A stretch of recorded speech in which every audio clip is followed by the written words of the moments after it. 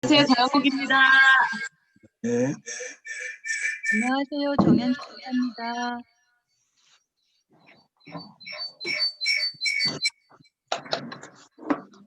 안녕하세요. 심순혁 집사입니다. 네.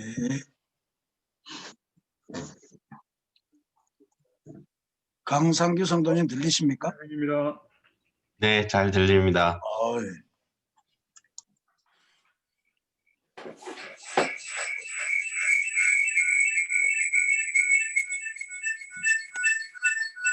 양선숙 권사님. 네. 네. 이기혜 권사님.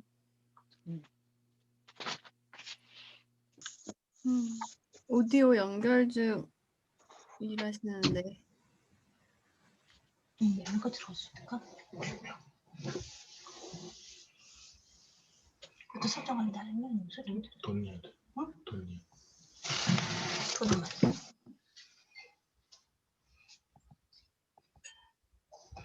오디오 연결이 항상 걸리네. 그 봉봉으로 불리시는 분? 네. 네. 하셨어요. 이효재 권사님.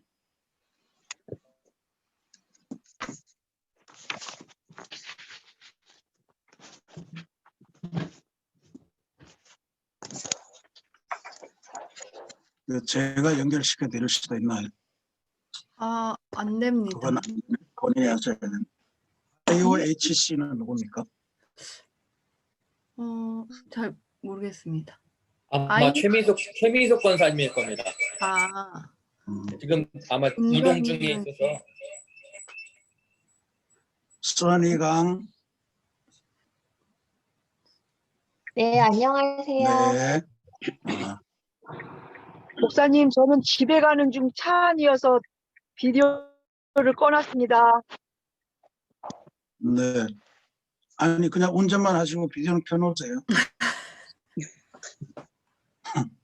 우리만 보면 되지 뭐.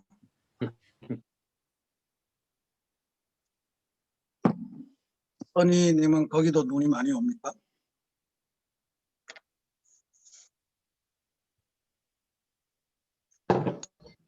써니강? 네? 눈이 많이 와요?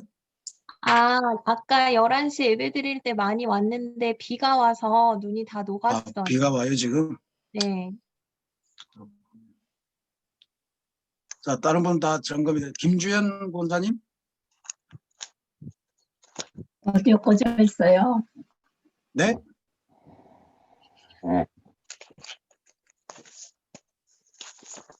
김주현 권사님. 안 들리시군요.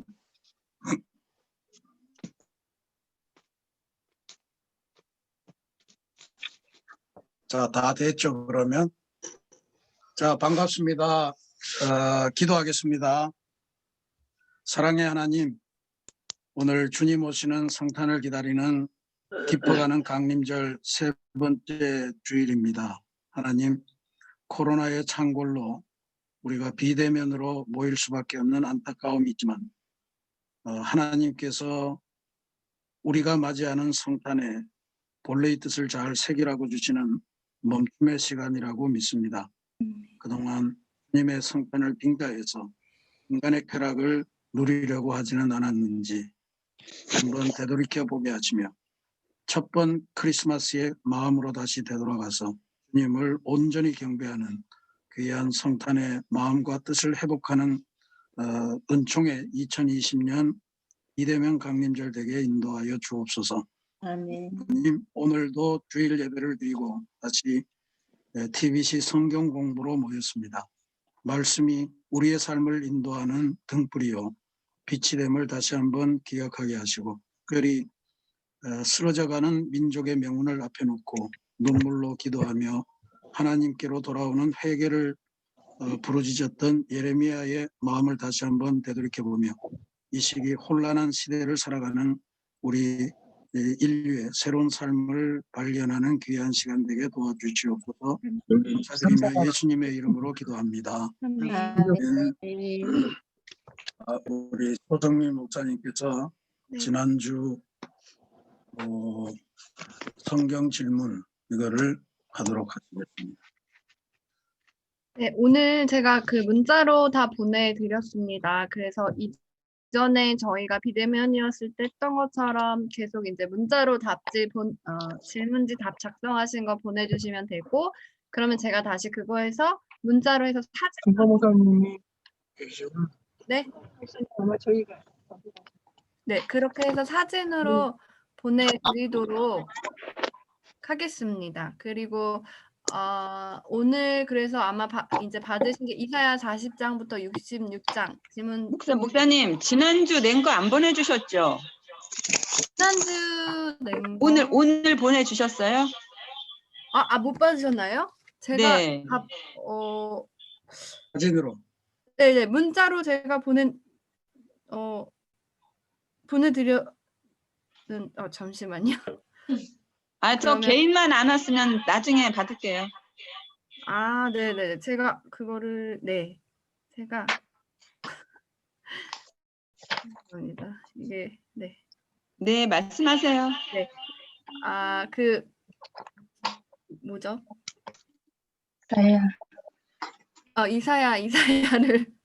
이사야를 이제 했습니다. 그래서 좀 저도 같이 늘 이거 푸는데 저도 어렵더라고요. 그래서 다들 어렵다 이렇게 많이 해주셨는데 그래도 너무 잘 해주셨는데 아마 그 3번 문제 그 고난받는 종의 노래 4개와 그 연결하는 거 거기에서 이제 조금 많이 헷갈리셨던 것 같아요. 그래서 그거는 이제 지난주에 목사님도 얘기해 주셨지만 고난받는 종이 누구냐에 대한 여러 이제 이야기가 있었는데 이 말씀에 따라서 42장 1절부터 4절은 메시아로, 그리고 49장 1절부터 6절은 이스라엘 백성, 50장 4절부터 11절은 예언자 자신, 그리고 52장 13절부터 53장 12절은 메시아, 이렇게 연결을 해주시면 됩니다.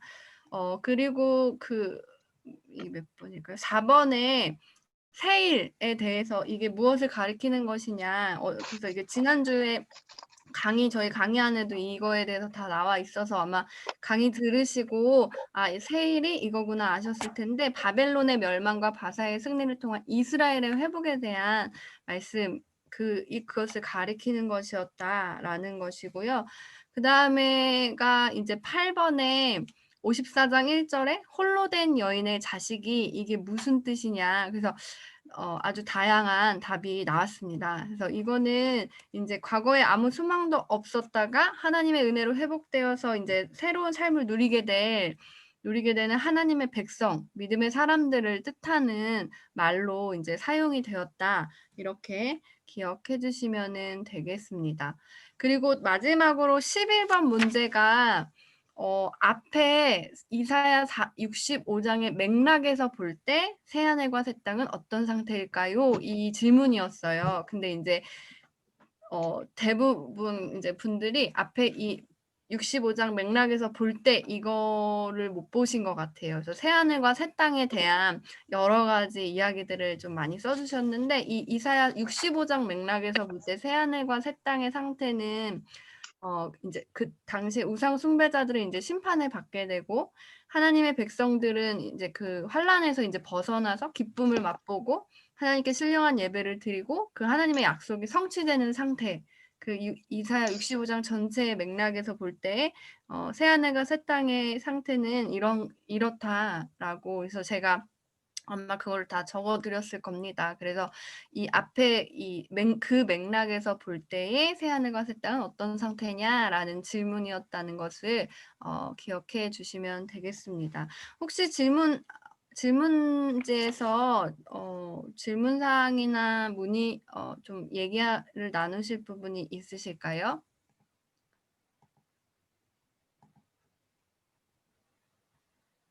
네, 없으시면 이상입니다. 제가 정현무 권사님 지금 보내드렸습니다. 죄송합니다.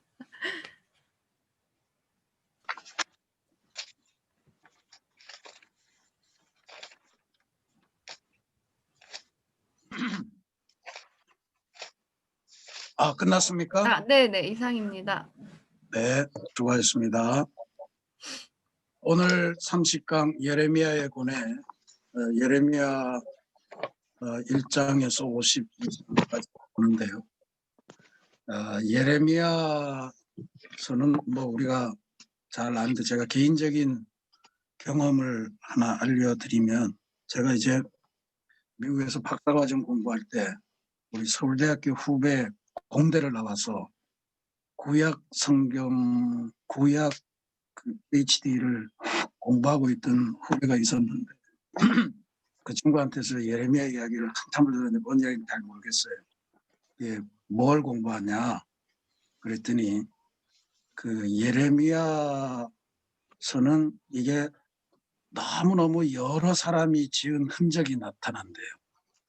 그러니까 문자나 이런 거에서 너무 많은 저자들이 서로 다르고, 근데 그게 어느 한 부분은 누구, 어느 한 부분은 누구 이렇게 되는 게 아니고, 그래서 52장 전체를 놓고 이거는 A 저자, 이 구절은 B 저자, 계속해서 그걸 연구한다고 그러더라고요. 그래서 참 보고 그런 거를 논문을 써서 참 좋겠다 그러고 그렇습니다만, 그럴 정도로 복잡한 성경입니다. 그러니까 이게 우리가 하나의 텀으로 그냥 이야기하는 것도 좋지만, 그러니까 이게 읽다가 보면 주어가 갑자기 바뀌기도 하고, 그래서 굉장히 다양한 사람들의 그런 것들이 예레미야서라고 하는 하나의 틀로 아주 오랜 세월에 걸쳐서 이렇게 이야기하더라고요. 그래서 각각의 저자마다 나름대로 주장하는 그런 예언이 존재하기 때문에 그 예언들의 맥락을 짚고 하는 게 친구의 과제다 이러면서 하는데, 참 그러니까 어려운 성경입니다. 그래도 뭐 우리는 그렇게 어렵게 보면 더 어렵지만 또 그냥 통독하는 입장에서 보면 그렇게 큰 어려움이 없고, 우리는 오늘 대체의 예레미야 선지자의 사역과 또 오늘 이 시대 어려운 시기를 살아가면서 우리가 본받을 수 있는 그런 것들을 배우면 되리라 그렇게 봅니다. 일단 예레미야 선지자의 그 삶의 배경,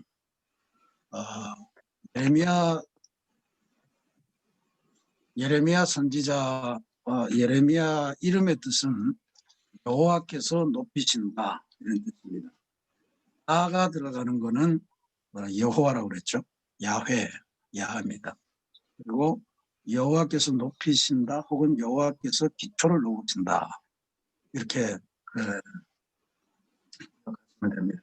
예레미야는 제사장 그 예언자들 중에서는 아주 드물게 제사장 가문의 사람이었습니다. 실제로 에스겔도 제사장 가문의 사람이었는데 베냐민 지파였고 아나도시라고 하는 땅의 제사장 hil기야의 아들이다. 베냐민 지파가 사실은 비운의 지파죠. 라헬의 두 아들이 요셉과 베냐민 아닙니까? 근데 현실적으로 역사 속에서 굉장히 중요한 일을 나름대로 감당했죠. 베냐민 지파로서 기억나시는 분이 있나요? 베냐민 지파. 네, 사울이라고 하는 이름은 다 베냐민인 것 같아요. 그러니까 이스라엘 왕으로서의 사울도 베냐민 지파. 사울의 아들 당연히 베냐민 지파겠죠. 나단. 그다음에 신약 성경에 나오는 바울. 그러니까 이전의 사울이죠. 그 사람도 역시 베냐민 지파. 그리고 사사기에 보면 왼손잡이 사사 에훗 뭐 이런 사람들이 있습니다. 베냐민 지파였고 다윗이 일종의 그 왕이 되기 위한 싸움을 해나갈 때 주변 블레셋하고 싸울 때 베냐민 지파 사람들이 열심히 도왔다.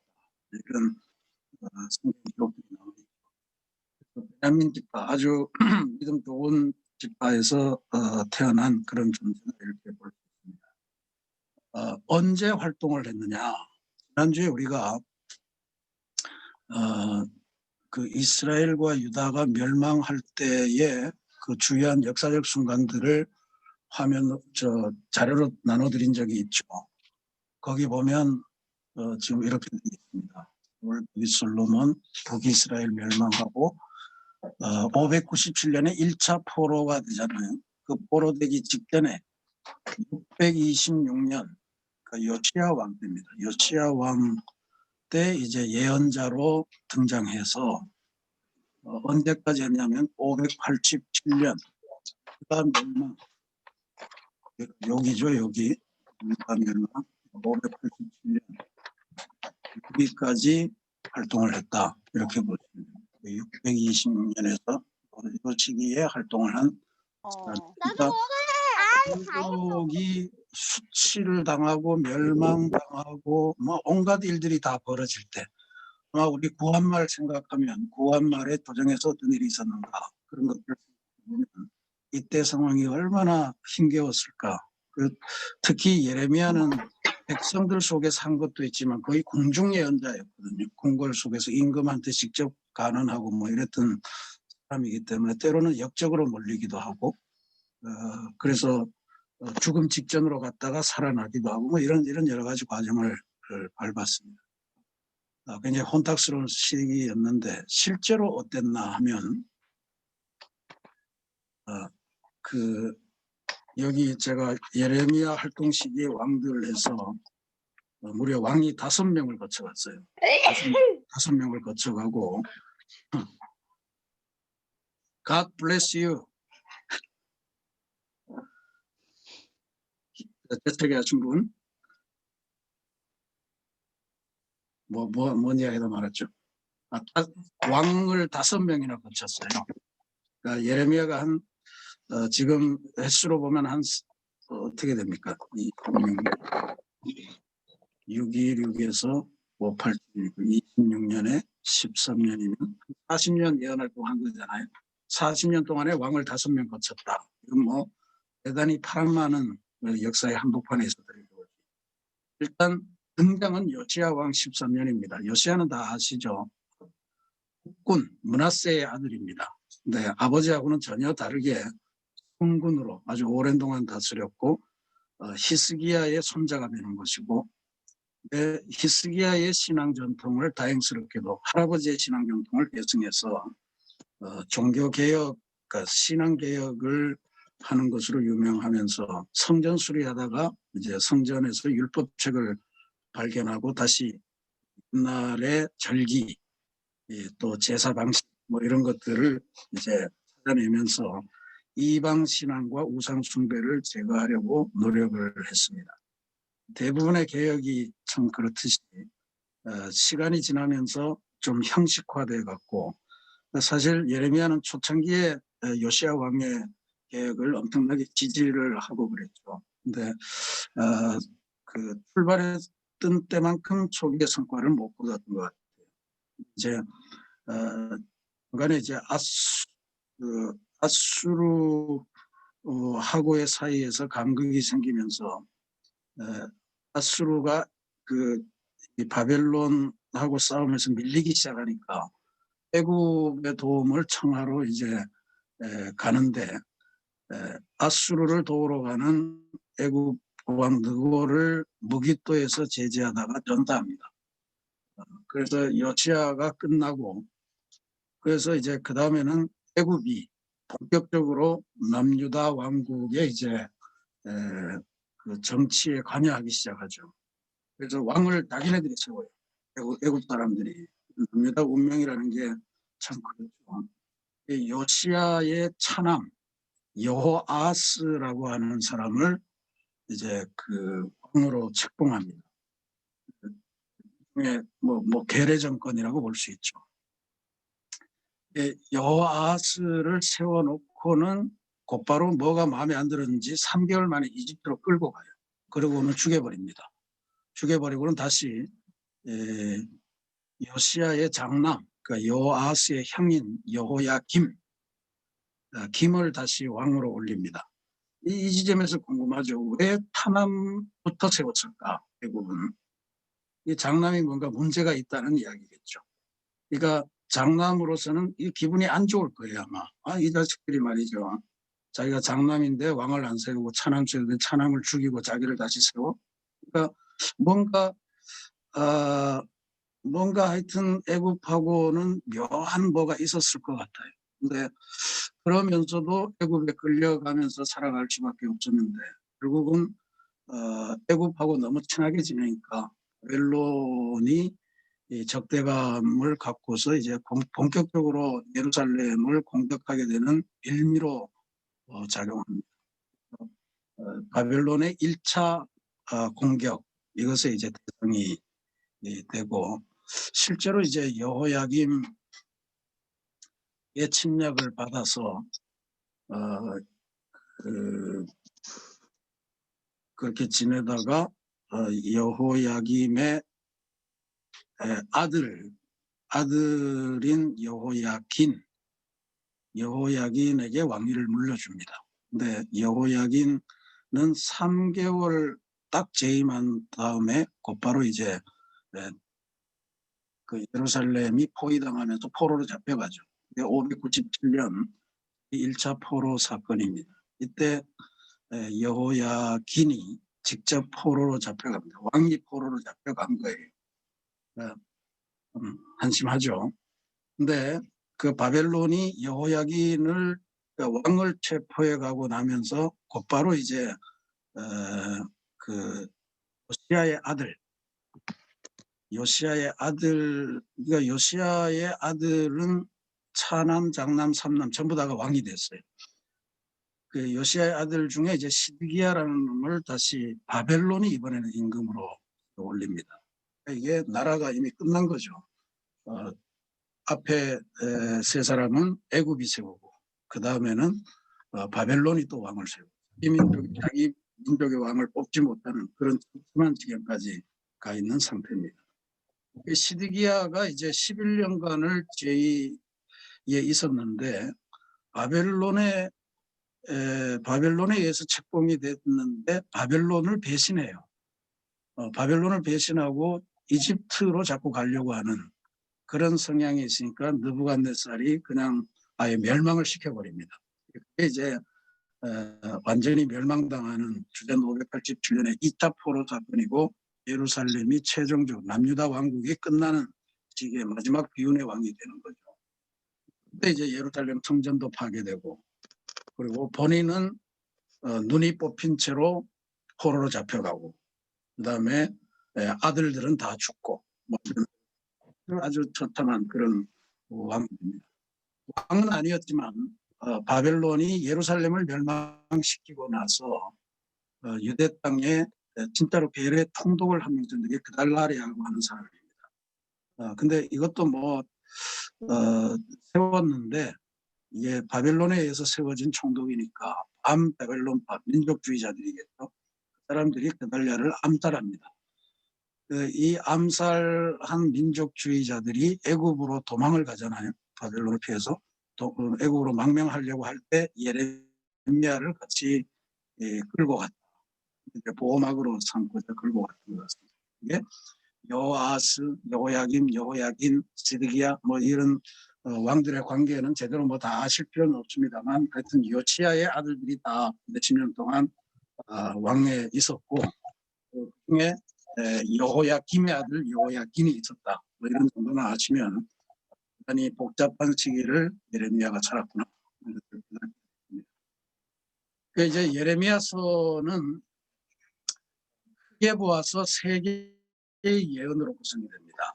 그러니까 이게 아까 말씀드린 대로 여러 저자들이 있어요. 이게 실제로 조금 내용들을 보면 이게 한 책 안에 이런 게 다 들어있네 할 정도가 돼요. 첫 번째 예언 1장부터 26장은 대체적으로 남유다의 멸망과 관련한 예언들로 가득 차 있습니다. 15개의 작은 예언들이 전부 몰려 있습니다. 그게 이제 첫 번째 파트가 되고요. 두 번째 파트는 예레미야의 삶을 소개하는 그런 내용, 예레미야를 중심으로 한 이야기들 중심으로 둘째 예언이 됩니다. 이게 이제 예레미야는 아주 독특한 예언자거든요. 하나님의 돌보침을 이야기하는 게 아니고 하나님의 저주를 오히려 이야기하고 그래서 거짓 예언자들이 많이 등장했던 그런 시기를 살아갑니다. 굉장히 그 독특한 그런 내용이죠. 그다음에 세 번째 예언은 이제 그 이방 민족들을 향한 예언들. 52장에는 결국은 이거는 나중에 통과됐으리라고 그렇게 성경학자들은 이야기하는데 예루살렘의 퇴고를 다룬 말씀이다. 이렇게 나옵니다. 구성이 크게는 세 개의 예언으로 되어 있고 남유다 멸망, 예레미야의 삶, 그다음에 이방 민족을 향한 예언, 뭐 이렇게 내용이 구성된다 이렇게 보시면 됩니다. 이사야 어떻게 제1 이사야하고 거의 겹치는 시기에 살았는데 제1 이사야 하고 예레미야는 조금 차이가 있죠. 제1 이사야 1장부터 39장, 이사야 1장부터 39장까지는 민족이 물론 타락하긴 했지만 기본적으로 이스라엘을 괴롭히는 주변 왕들에 대한 그 심판을 굉장히 많이 이야기하고 그것으로부터 보호해주겠다 이런 하나님의 약속이 많거든요. 그런데 예레미야서는 물론 예레미야서 안에서도 그런 이야기가 많이 나옵니다만 동족으로부터 오해를 살 만한 왜곡노라는 이야기를 들을 만한 수준의 그러한 예언을 한다는 점에서 굉장히 실존적이다 이렇게 볼 수 있습니다. 예언이라고 그러면 사실 이사야가 우리 백성에는 좀 맞는 편이 되는 거고 예레미야서는 조금 뭐 이런 좀 민족적인 이런 느낌도 좀 하고 느껴지는 게 예레미야의 예언이다. 근데 어떤 의미에서 보면 더 깊은 회개를 촉구하는 거가 볼 수 있다. 처절하게 망해라. 완전히 망한 다음에 하나님의 도를 주고 다시 살아나라. 이런 역설적인 구원의 메시지다. 그다음에 이제 우리가 신앙의 학신반에서는 공부를 합니다만 예레미야 애가라고 하는 거가 이게 선지서의 포함, 우리 개신교는 선지서의 포함을 지켜서 봅니다만 히브리 성경에는 이 애가는 지혜 문학에 포함이 되어 있습니다. 그러니까 그런 면에서 조금 차이가 난다는 것은 이해를 하시고요. 예레미야 애가를 따로 공부할 시간은 없기 때문에 예레미야를 하면서 마치고 소위 예레미야가 애자는 슬퍼할 애자입니다. 예레미야의 탄식의 노래, 영어로 라멘테이션이라고 이야기하죠. 이 예레미야의 탄식의 노래, 예루살렘 멸망과 성전 파괴와 관련한 애곡의 노래 5개 문구기로 되어 있습니다. 아주 구성 자체가 굉장히 치밀한 그런 문학적인 양식을 갖고 있는 것이 아주 특징입니다. 4번 말씀을 보시면요. 4번 요 4번 요거를 보시면 요게 굉장히 그 예레미야 애가의 아주 독특한 표현이고 그렇습니다. 히브리어의 알파벳이 22개라는 거죠. 히브리어 알파벳이 22개인데 1, 2장은 그리고 4, 5장은 그러니까 전체 4장인데 3장이 가운데 있고 이 양쪽 옆으로 1, 2장, 4, 5장이 있지 않습니까? 그러면 1, 2장하고 4, 5장은 전부 다 22절씩 되어 있다는 거예요. 근데 그 22절씩 되어 있는 게 히브리어 알파벳을 그대로 A, B, C, D 이렇게 쭉 나열해서 22번까지 하고 1절은 A로 시작하는 문장, 2절은 B로 시작하는 문장, 3절은 C를 이해하시겠죠. 그런 형식으로 전부 다 구성이 되어 있는 거예요. 일종의 뭐 행시도 아니고 22행시 뭐 이렇게 되는 거겠죠. 그게 이제 1장, 2장 그리고 4장, 5장 이렇게 양쪽 옆은 그렇게 구성이 되고 3장은 66절씩 되어 있습니다. 그러니까 한 알파벳당 세 절씩 그렇게 그러니까 아마 슬픔의 강도나 이런 것들을 더 자세히 설명하기 위해서 한 알파벳당 세 절로 구성이 됐다. 이렇게 보시면 됩니다. 그러니까 이게 그 사실 시를 적을 때 우리가 이상 같은 시인 보면 뭐 이렇게 시를 이렇게 써놓으면 탑이 되기도 하고 막 그런 거 나오잖아요. 그러니까 그렇게 아주 그 시가 쓰여지는 그 형태 이런 것들까지도 신경을 쓰면서 그 안에 내용을 담았다라고 하는 거니까 대단히 짜임새 있는 그러한 나 이렇게 볼 수 있습니다. 5번은 아까 말씀드린 대로입니다. 우리 그 신교에서는 이 예레미야 애가를 그냥 선지서에 예언서에 포함시키는데 히브리 유대인들이 쓰는 성경에는 이게 지금 지혜 문학 성문서에 포함되어 있다라고 하는 것을 기억해 주시면 됩니다. 유대인이 구약 성경이 39가 똑같은데 유대인이 쓰는 자기네 말로 히브리어 성경하고 지금 우리 구약 성경하고는 쓸 거는 다 똑같이 있는데 그 편집 순서 이런 것들이 다르다 이런 이야기입니다. 그건 신앙의 확신반을 들어오시면 확실하게 아시게 됩니다. 그러니까 예레미야 애가는 그렇게 간단하게 보겠습니다. 특히 인생이 슬플 때 예레미야 애가를 보면 굉장히 슬픔 속에서도 희망을 주는 말씀이 많습니다. 주의 말씀이 아침마다 새로우니 주의 성실과 인자하심마다 새롭고 이런 말씀이라고 되는 말씀이 많이 있죠. 예레미야 애가도 한번 이런 기회를 통해서 통독을 해보시기를 바랍니다. 자, 그러면 예레미야 예언의 주요한 내용, 이게 이제 핵심적인 파트입니다. 다 보지 못하는 게 안타깝습니다만 예레미야의 예언에 있어서 중요한 거는 이게 멸망의 시기 한복판에서 지금 멸망해가는 민족의 현실을 보면서 어떻게 살아난다 이런 걸 하는 게 아니에요. 너네들은 멸망받아 마땅하니까 하나님이 주시는 그거를 충분하게 받아야 된다 하는 게 예레미야 예언의 핵심적인 이야기입니다. 그러니까 지금 당장 가던 길 되돌이키고 다시 하나님이 살려줄 거다 이런 이야기를 거짓 예언자라고 이야기하는 거예요. 그게 아주 독특한 이야기입니다. 일단 첫 번째로 중요한 내용은 남유다 백성들의 종교적인 타락이 멸망의 원인이다라고 하는 것은 1번으로 꼽습니다. 중요한 것이 생수의 근원되는 하나님을 버린 것, 그것이 가장 큰 문제다. 번역으로 썼습니다만 2장 13절 말씀에 참으로 나의 백성이 두 가지 악을 저질렀다 하는 생수의 근원인 나를 버린 것이고 또 하나는 물이 고이지 않는 물이 새는 웅덩이를 파서 그것을 샘으로 삼은 것이다.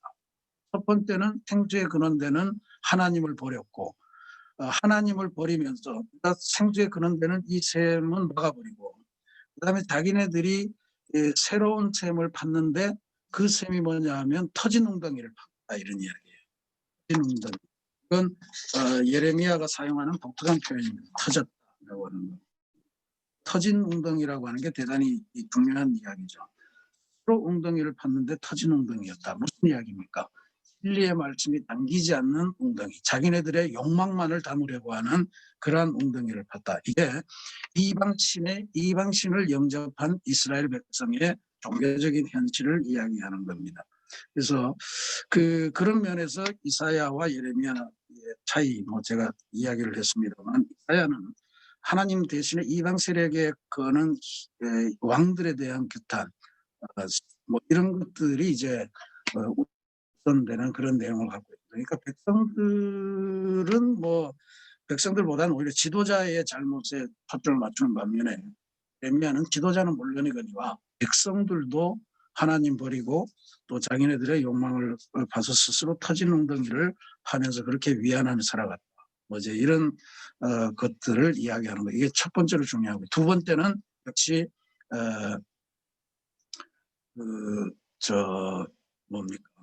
거짓 예언과의 싸움입니다.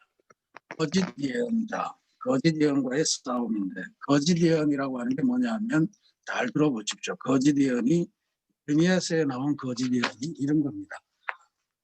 선하신 하나님께서 백성을 버리실 리가 없다. 예루살렘 성전을 갖고 있는 민족이 멸망할 리가 없다. 그러니 안심해라. 하나님께서 모든 위험을 다 제거하실 것이다. 이게 예레미야서에 나오는 거짓 예언의 핵심입니다. 뜻하지 않습니까? 이게 오히려 더 좋아 보이지 않나요? 선하신 하나님은 백성을 안 버리신다. 예루살렘 성전을 보유하고 있는 민족이 멸망할 리가 없다. 지금 현재 어떠한 어려움이 있을지라도 그냥 지나가는 거다. 곧 하나님께서 회복시켜 주실 것이다. 하지 않습니까? 근데 예레미야는 이걸 거짓 예언이라고 보고 여기 이 거짓 예언자들하고 싸움을 하는 거예요. 그러니까 이 싸움을 하는 거가 이제 27장, 28장에 선지자 하나냐라고 하는 사람하고의 싸움의 이야기입니다. 이게 거짓 예언의 핵심은 결국은 선민 사상, 하나님의 택한 백성이라고 하는 것에 대한 또 성전 신앙에 대한 오해가 극도에 달한 것을 의미합니다. 택함받은 백성이라고 하는 이건 바울이 로마서에서도 지적을 하는 건데요. 하나님께서 이스라엘 백성을 선택한 것은 이 세계 하나님의 모든 피조물 백성들을 구원하기 위한 어떤 모델로 선택했다 이런 의미가 강한 건데 이스라엘 백성들은 그걸 오해를 했습니다. 하나님은 이 세상 많은 존재들 중에서 우리만 선택해서 구원하고 나머지는 다 지옥에서 뗄감으로 쓸 존재들로 그렇게 버린 존재들이다 이렇게 해석을 했어요. 그러니까 이 선민의식이 묘하게 폐쇄적이고 추구적이고 뭐 하여튼 그런 그런 의식으로 작용했다 이거죠. 로마서에서는 사도 바울이 그거를 너네들은 하나님의 구원의 샘플로 제작이 된 그런 백성이다. 그러니까 어느 회사 사장이 샘플 만들려고 기업을 합니까? 샘플을 만들어서 어마어마한 상품을 만들기 위해서 샘플을 만드는 거 아니에요. 근데 이스라엘 백성들은 샘플로 채택됐다는 것을 인정을 못한 거예요. 자기네들만 하나님은 샘플 만드는 게 목적인 창조주다 이렇게 생각을 했기 때문에 계속해서 이방인들하고 관계를 오해했던 거예요. 그리고 그 선민의식의 핵심적인 기준 역할을 했던 게 바로 예루살렘 성전이었습니다.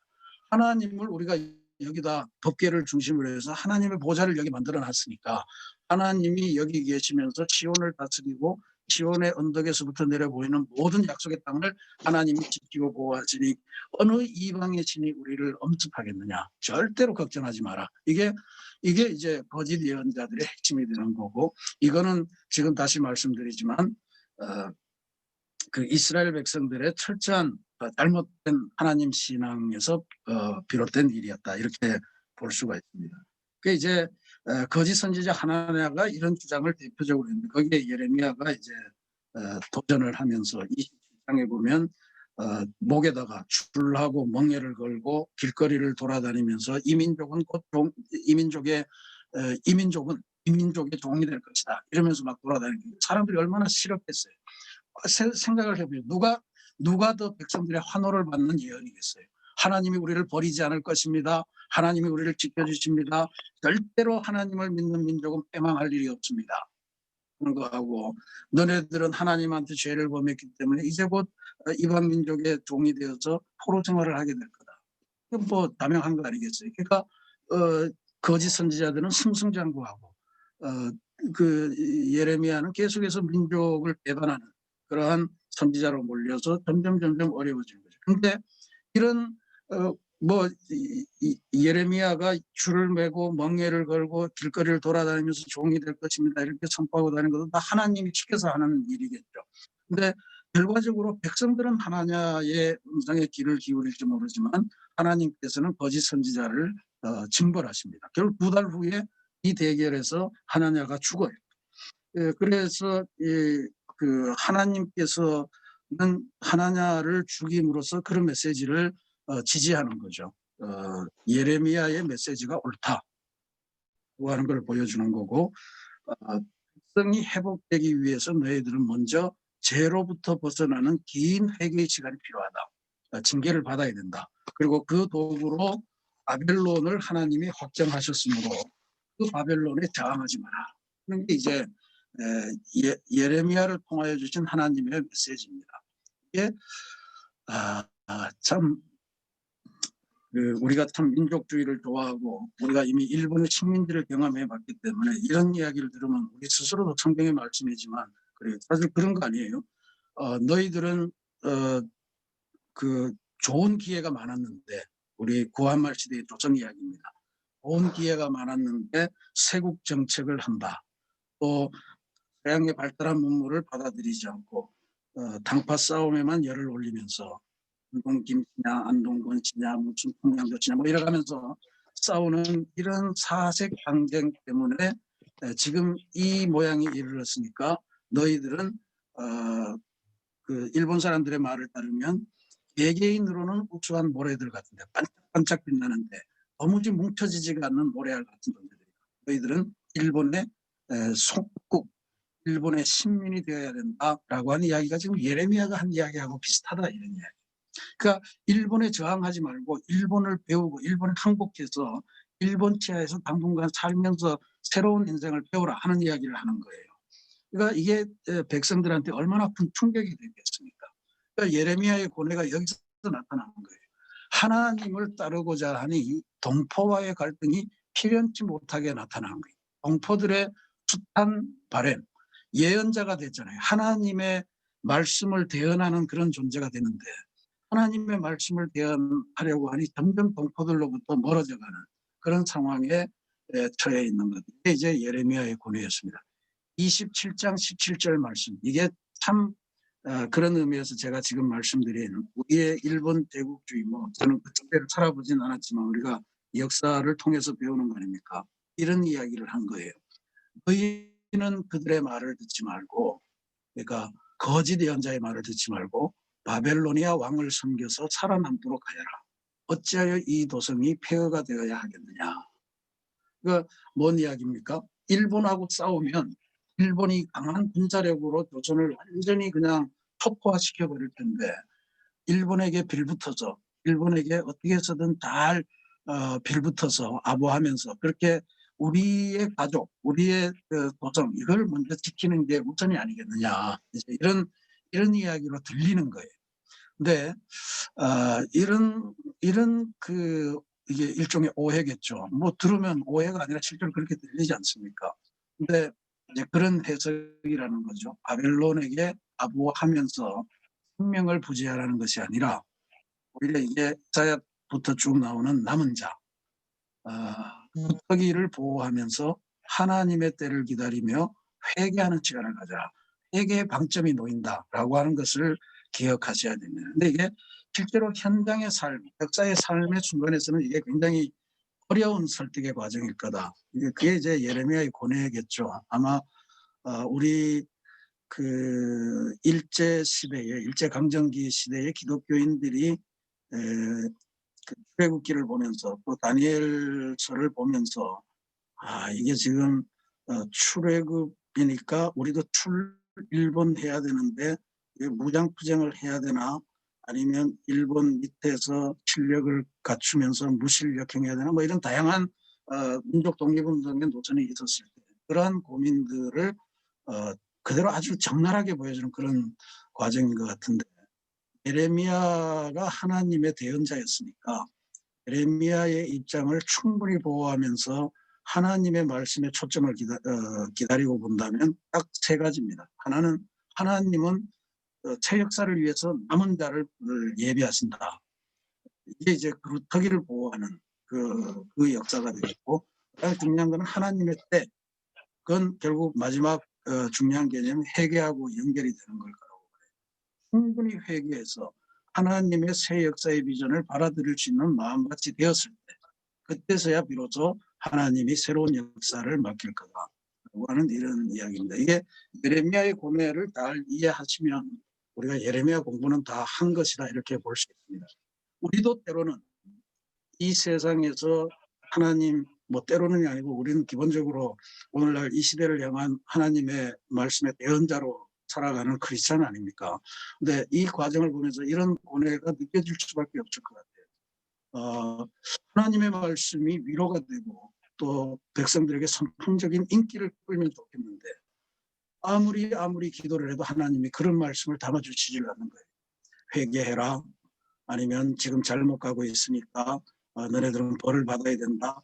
이런 괴로운 말씀을 이를테면 교회 일주일 동안 정말 힘겹게 살다가 교회에 왔는데 목사가 위로하는 말씀은 안 하고 계속 십자가를 지라고 내가 세상에서 일주일 내 십자가를 지나 왔는데 교회까지 와서 또 십자가를 지라고 그러니까 아유 주여 미치겠습니다. 또 그때면서 또 하고 이런 삶이 계속 될 수밖에 없는 그런 상황이다 이런 거죠. 근데 그런 때 예레미야가 그러면 사람의 마음을 좋게 하려고 하나님의 뜻이 아닌 하나님의 위로를 선포한다? 그건 또 안 되는 이야기죠. 마치 그거는 하나님의 약속을 알고는 있지만 그게 이루어지지 않으니까 첩을 이용해서 아들을 가지면서 이게 하나님 주신 아들이다. 약속의 실현이다. 이렇게 믿었던 아브라함의 그 잘못하고 비슷한 이야기가 될 거라고 봐요. 아브라함이 결국 그 아들을 낳고 나서 세계가 뭐 이슬람과의 이 오래된 구원 같은 것들이 되지 않습니까? 그러니까 그런 과정들이 이제 문제가 됩니다. 계속해서 예레미야의 고뇌는 그냥 동포들에게서 비난받고 이런 정도가 아니고 실제로 예레미야를 살해하려고 하는 시도들이 계속 있었다라고 하는 거는 심각한 이야기죠. 그냥 핀치에 몰렸다, 궁지에 몰렸다 이런 정도가 아니고 11장 21절에 보면 이런 구절이 나옵니다. 그러므로 주님께서 하나도 사람들을 두고서 이렇게 말씀하신다. 그들이 너의 목숨을 노려서 이르기를 너는 주님의 이름으로 예언하지 말아라. 주님의 이름으로 예언을 계속하다가는 우리 손에 죽을 줄 알아라 한다. 심각한 이야기죠. 고향 사람들이 자기를 죽이겠다. 그런 소리 하면 하나님한테 죽겠다. 또 동포들로부터만 그런 게 아니고 왕궁에서도 죽을 뻔해요. 26장 8절에 이와 같이 예레미야가 주님의 명대로 모든 백성에게 주님의 모든 말씀을 선포하니 제사장들과 예언자들과 모든 백성이 그를 붙잡고 소리를 질렀다. 너는 반드시 죽고 말 것이다. 그러니까 죽을 뻔한 그런 게 한두 번이 아니라 세 번이나 있어요. 또 바룩을 통해서 하나님의 말씀을 왕 앞에서 읽었다가 또 죽을 뻔해요. 이때는 진짜 죽을 뻔했죠. 그 36장 26절에 왕은 오히려 왕자 여라무엘을 비롯하여 아스리엘의 아들 스라야와 압디엘의 아들 셀레나에게 명령하여 서기관 바룩과 예언자 예레미야를 체포하라고 해요. 그러나 주님께서 그들을 칩니다. 그러니까 나중에 가면 시드기야 왕이 아예 그 예레미야의 예언이 듣기 싫다고 감옥에도 집어넣고 웅덩이에도 집어넣고 그래서 수도 없는 그런 죽을 위기를 견뎠던 시위대들 안에 있는 구덩이에 감금했을 때는 보십시오. 어떤 구덩이였냐면 38장 8절 하반절에 보면 사람들은 예레미야를 밧줄에 매달아 웅덩이 속으로 내려보냈는데 그 물웅덩이 속에는 물은 없고 진흙만 있어서 예레미야는 진흙 속에 빠져 있었다. 그러니까 물웅덩이 속에 빠졌는데 물은 없고 진흙에 빠져 있었다. 이런 상황이에요. 그래서 이게 지금 제가 우리 TBC를 공부하는 분들과 함께 나누고 싶은 거는 오늘날 우리 한국교회 그리스도인들, 한국교회는 이 시대적인 상황 속에서 어떤 예언의 메시지, 어떤 예언자적인 사명을 갖겠느냐. 사람을 좋게 하랴 하나님을 기쁘시게 하랴 하는 그런 선택의 갈림길에 있을 때 우리는 과연 예레미야처럼 죽음의 위기를 무릅쓰고 하나님의 말씀을 전할 용기가 있을까? 이것을 이제 우리가 배울 수 있다고 봅니다. 그 다음에 세 번째 예레미야 군에는 그런 것이었고요. 세 번째는 예레미야를 통해서 주시는 새로운 언약입니다. 이 새 언약의 상징, 이것이 이제 그 두 가지로 나타나는데요. 예레미야를 통해서 하나님께서는 늘 시청각 교육을 하시죠. 직접 예레미야가 뭔가 퍼포먼스를 하도록 그렇게 만들어주시는데 13장에 보면 이제 허리띠의 그 장면이 나옵니다. 이 허리띠는 유다의 교만, 예루살렘의 교만을 썩게 하신다는 심판을 보여주는 거고 18장에 나오는 거가 이제 유명한 토기장이의 비유입니다. 토기장이가 토기를 만드는 그런 과정을 직접 보게 하신 거죠. 그래 봤더니 18장에 보면 그런 이야기가 나옵니다. 이 토기장이가 만든 토기를 봤더니 이게 터졌다 이렇게 나와요. 그러니까 뭐 제가 설교 시간에도 말씀드렸습니다만 그냥 깨졌다가 아니고 터졌다라고 하는 번역은 상당히 좋지 않습니까? 깨졌다는 거는 외부에서 뭔가 와서 깨뜨렸다든지 뭐 이런 것들이 포함돼 터졌다라고 하는 거는 외부의 충격이 아니고 내부에 뭔가가 문제가 있어서 그냥 안에서부터 막 그릇에 흙들이 막 부서지고 막 이런 게 나오는 것을 말하는 거죠. 그러니까 이스라엘 민족, 유대 백성들의 영적인 상황을 아주 적확하게 표현해 주는 게 터져버린 그릇이다라고 하는 이야기입니다. 그러니까 그거를 토기장이가 그걸 어떻게 대충 이렇게 문질러서 이렇게 바르고 새로 유약 바르고 이렇게 하는 게 아니고 아예 깨버리잖아요. 그러니까 깨버리는 것 자체가 이제 예레미야서에 나오는 예레미야 예언의 핵심적인 내용이다 볼 수 있습니다.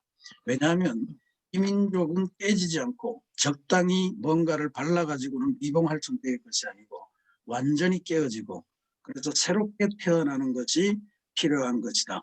이 백성이 내 백성이기 때문에 내 사랑으로 그들이 내 주권 아래에서 완전한 반성과 회개와 징계의 과정을 거쳐서 새롭게 일어나는 그 과정을 보여주는 것이다. 이야기를 합니다. 그래서 우리가 히브리서 요즘 묵상하면서 많이 봅니다만 첫 번째 언약은 글로 새긴 돌에 새긴 언약이다. 이렇게 이야기를 하고 새로 주시는 언약 이런 여러 가지 환상과 실질적인 어떤 그 생각 교육을 통해서 주시는 새 언약은 우리의 마음에 새긴 언약이다. 이렇게 이야기를 해요. 글로 새긴 언약. 구약의 처음 모세를 통해서 새긴 언약은 사실은 쌍무관계 아닙니까? 그게 계약의 본래적인 성격이죠. 너희들이 이 말씀을 잘 지키면 내가 너희 하나님이 되고 그리고 이 말씀을 안 지키면 너희들은 내 백성이 아니다. 이런 쌍무적인 건데 새 언약은 그런 어떤 상대 그러니까 우리 측이 이 계약을 잘 지켜야 된다 이런 것에 대한 기대를 별로 하지 않습니다. 전적으로 하나님의 긍휼과 사랑이 이 계약을 끌고 간다. 그러니까 우리들의 약함을 이미 전제하는 것이고 그러니까 어떤 경우가 있어서도 하나님이 끌고 가는 것이니까 거기서 징계를 당하든 아니면 새롭게 일어나든 모든 것이 하나님의 긍휼과 사랑으로 이루어지는 새 언약이 주어진다는 것을 알려주는 거예요. 이거는 거짓 예언자의 그러한 그 사탕 발림의 예언하고는 다른 이야기입니다. 거짓 예언자들은 상황을 무시하는 거예요. 그리고 회개의 기회를 박탈하는 그러한 예언의 가르침이죠. 하나님이 그르칠 리가 없다니까. 하나님은 선택받은 백성을 구원하시기 위해서 존재하는 분이고 그걸 위해서 상징적인 약속으로 예루살렘 성전까지 주셨는데 어떻게 우리가 무너져? 어떻게 이방신 안에서 우리가 포로 생활을 해? 뭐 이런 이야기들을 하는 거예요. 근데 이 새 언약, 마음에 새긴 언약, 하나님의 긍휼과 사랑에 기초한 언약은 그런 게 아닙니다. 부서질 때는 처절하게 부서지면서 다시 일어날 수 있는 완벽한 새 마음을 갖게 되는 것. 이게 이제 마음에 새긴 새 언약이죠. 그래서 예레미야서에서 우리가 맨 1장에 보면요. 아주 중요한 이야기가 뭐냐 하면 해체를 통한 건설의 이야기입니다. 예레미야서 1장의 이 말씀이 진짜로 우리에게 소중한데 한번 읽어보겠습니다.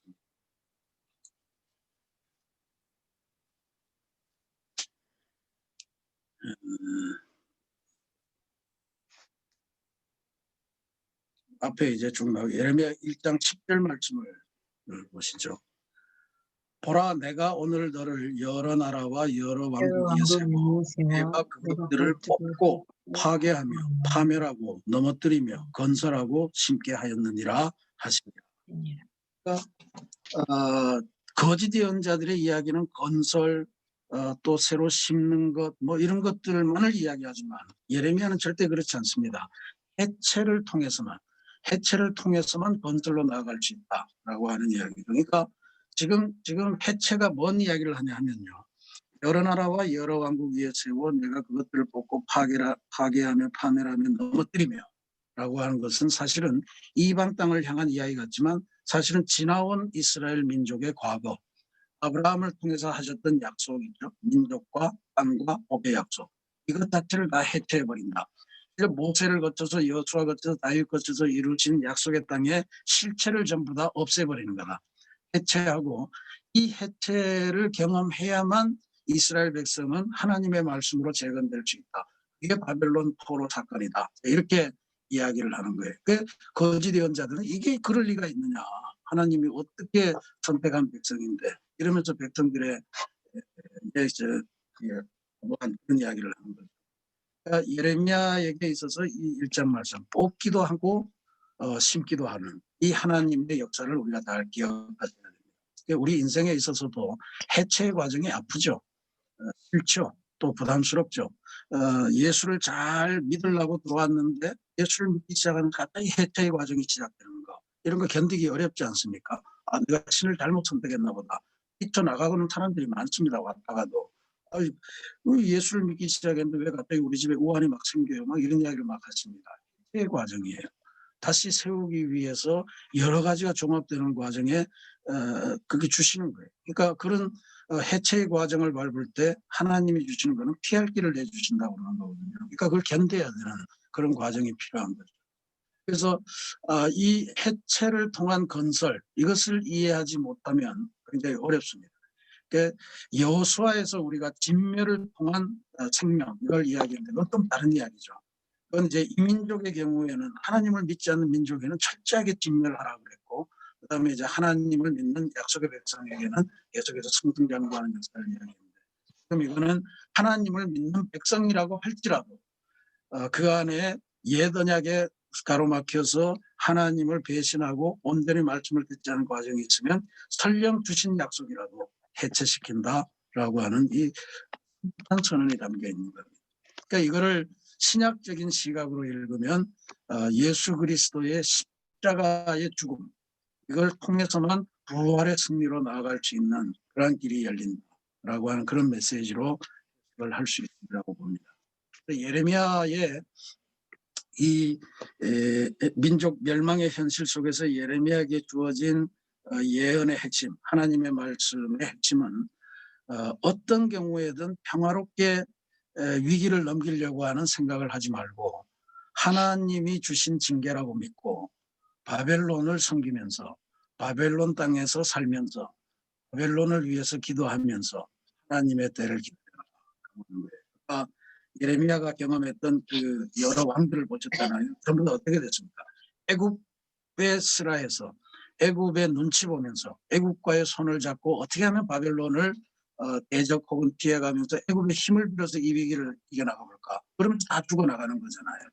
그러니까 이런 속에서 예레미야 예언이 시대를 관통하는 중요한 예언이었다. 그러니까 이거는 다시금 말씀드립니다만 친바벨론의 평화를 도모해라.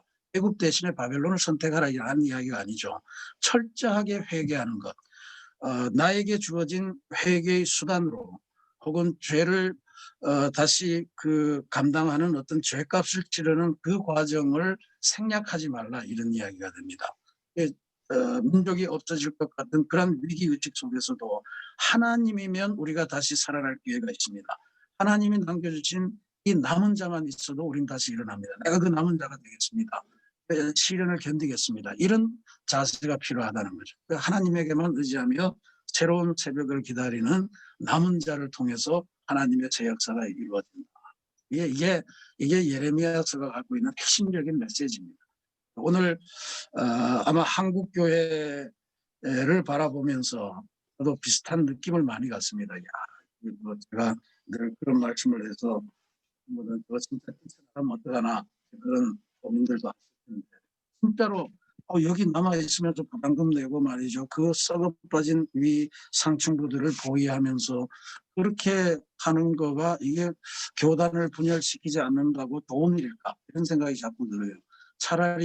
차라리 웨슬리가 고민했던 것처럼 정말 냉각된 조직자만 남아 있다면 그걸 버리고 새로운 하나님의 운동이 시작돼야 되는 것 아닌가. 아픔, 외로움 뭐 이런 것들을 다 견디면서라도 그렇게 하는 게 지금 들려주시는 하나님의 말씀이 아닐까 이런 생각을 갖고 계속 기도하고 있는 중입니다. 아무튼 예레미야를 통해서 우리는 예언자 중에서 새로운 어떤 차원을 발견하게 됩니다. 그래서 다른 모든 예언자들도 뭐 그와 같은 맥락에 다 서 있죠. 하나님의 징계를 받으면 일어날 거다. 근데 예레미야에게서는 아주 가장 강렬하게 바벨론이 하나님의 택하신 징계의 수단이라면 저항하지 말고 그 안에서 충분한 회개, 뼈를 깎는 그런 고통의 시간을 겪으면서 하나님의 구원의 때를 기다리고 스스로 정화하고 변화되고 그래서 하나님 주시는 새 역사가 있을 때 그걸 받아들일 수 있는 그런 새로운 언약 관계의 백성으로 재탄생하는 것, 창조되는 것. 이게 그 예레미야가 주장했던 그런 예언의 내용이다. 이것을 기억하시면 예레미야 공부를 잘 하신 것이라 그렇게 믿습니다. 눈물의 예언자라고 했잖아요.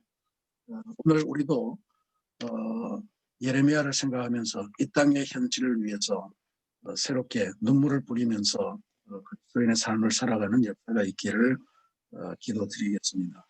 다음 주에 원래 오늘 당회 때문에 못할 뻔했었는데 위치를 치지 말라고 하시는 기도하고 다음 주에는 성전 회복을 통한 새 이스라엘의 비전 에스겔서를 공부하겠습니다.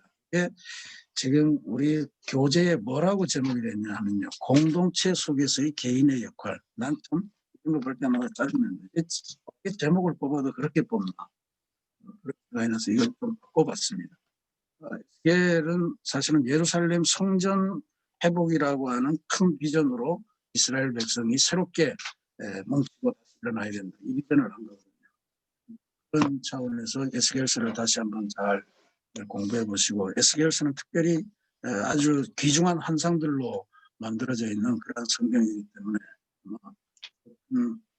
읽는 재미가 있으리라 믿습니다. 황림절 한 주간 어디 다니시기도 힘드신 그런 비대면의 시기입니다. 오늘 또 공약 단계를 상승하면 이제 우리는 20명도 아니고 교회는 폐쇄하고 1인 예배 체제로 들어가는 수밖에 없어요. 또 예배당 안에 혼자 들어가서 휴대폰 들고 이렇게 설교를 녹화해서 보내드리고 뭐 그래야 되는 상황에 처하게 됩니다. 어쨌든 우리는 지금 코로나를 이겨야 되는 시점이고, 바로 우리 옆에 큰 교회 하나에서 지금 확진자가 벌써 100명이 넘게 나오는 그런 상황이 있기 때문에 우리로서는 계속해서 조심하면서 비대면하고 있을 때 같은 것좀 자제하시면서 성경 말씀에 더 깊이 들어가시는 그런 주간이 되시기를 기도드리겠습니다. 오늘 말씀드린 것처럼 이 비대면 강림절, 비대면 성탄절을 보내면서 정말 우리가 그냥 아쉬움으로만 끝내는 성탄절 강림절이 아니고 비대면이었기 때문에 더 풍성한 은혜를 누릴 수 있었던 그런 강림절과 성탄절이 되기 위한 그러한 지혜를 구하는 기도도 열심히 해주시길 바랍니다. 우리 목회실에서 열심히 기도했습니다만 성도 여러분들이 함께 기도해 주면서 그런 복된 역사를 스스로 만들어가면서 비대면 시기를 더 은혜로운 시간으로 변화시켜가는 그런 역사를 기도드리면서 오늘 30강 예레미야의 고뇌는 이것으로 강의를 마치도록 하겠습니다. 감사합니다. 네, 감사합니다.